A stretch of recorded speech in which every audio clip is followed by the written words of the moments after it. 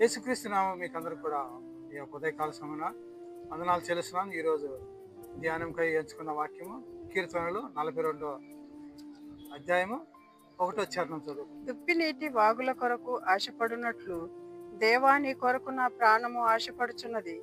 నా ప్రాణము దేవుని కొరకు తృష్ణ కొనుచున్నది, జీవము గల దేవుని కొరకు తృష్ణ కొనుచున్నది. ఇక్కడ మనం చదివినట్టు వాక్యము ఈ యొక్క అధ్యాయం రాసిన వారు కోరాహు కుమారులు. కోరాహు కుమారులు మనం చూసుకున్నట్లయితే మోషే కాలంలో మోషే ఇశ్రాయేలుని నడిపించేటప్పుడు మోషేకి వ్యతిరేకంగా ఒక ముగ్గురు వచ్చి మీ మాటలే దేవుడు వింటున్నా, మేము కూడా మాకు అధికారం కావాలా, మేము పెద్దలు కావాలని ఒక ముగ్గురు వ్యక్తులు ఏం చేస్తారంటే ఆయన్ని వ్యతిరేకంగా మాట్లాడతారు. అప్పుడు దేవునికి కోపం వచ్చి ఆ నేల విలువబడి దాంట్లో చనిపోయి ఉంటున్నారు. వారికి అందరూ కూడా ఎవరైతే వారికి సపోర్ట్ చేసిందో ఒక 250 మంది కూడా పైన ఇంకా అగ్ని వచ్చే వారిని కూడా చంపివేశారు. సో అక్కడ వాళ్ళకి వ్యతిరేకంగా ఉన్న వారు అందరూ కూడా చంపివేసి ఉంటున్నారు. ఈ కోరాహు కుమారులు మాత్రము తప్పించబడి ఉంటున్నారు.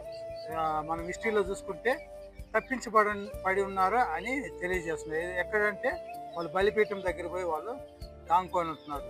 తండ్రి చేసిన దానికి వాళ్ళు సమ్మతము పలకటం లేదు. అందుచేత వాళ్ళు దేవునికి దగ్గర ఉంటున్నారు, దేవునికి వాళ్ళు దగ్గరకు వస్తుంటున్నారు. కొన్ని సందర్భంలో వాళ్ళని చెరసాలుగా తీసుకుపోయి ఉంటున్నారు. సో వాళ్ళు దేవుని సన్నిధికి దూరం అయిపోయి ఉంటున్నారు. అలాంటి సమయంలో వాళ్ళు ఈ యొక్క దేవునికి ఇలాగ మొరపెడుతున్నారు. దుప్పి నీటి వాగుల కొరకు ఆశపడినట్లు దేవా నీ కొరకు నా ప్రాణము ఆశపడుతున్నది. సో దుప్పి అంటే దుప్పి ఒక సింహము తరుముకొని పరిగెత్తినప్పుడు అది పరిగెత్తి పరిగెత్తి పరిగెత్తి పరిగెత్తి పరిగెత్తి అలసిపోయి దానికి ఇప్పుడు నీళ్లు కావాలి. ఎక్కడ నీళ్లు దొరకదని దానికి ఒక దాహము, అది ఎత్తుకుతుంటది కానీ నీళ్లు దొరకదు. సో ఆ విధంగా ఈ యొక్క కోరాహు కుమారులు దేవుని సన్నిధి కొరకు వాళ్ళు ఎంతో బాధపడుతున్నారు. అందుచేత నీ కొరకు నా ప్రాణము దప్పికొంటున్నారు. ఆ దప్పిక అనేది కూడా మనలో ఉండాల.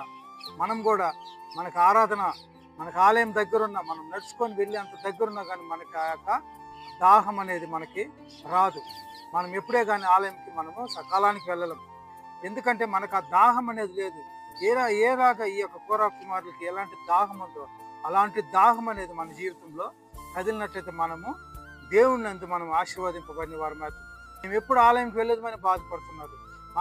మాకు ఈ యొక్క దేవుని మనం స్తుతిస్తామని వాళ్ళు బాధపడుతున్నారు. సో అలాంటి బాధ, అలాంటి దాహం కూడా మన జీవితంలో, మనందరి జీవితంలో కూడా ఉండాలి. ఎక్కడైనాను ఏ విధమైన ఆరాధన జరిగినా కానీ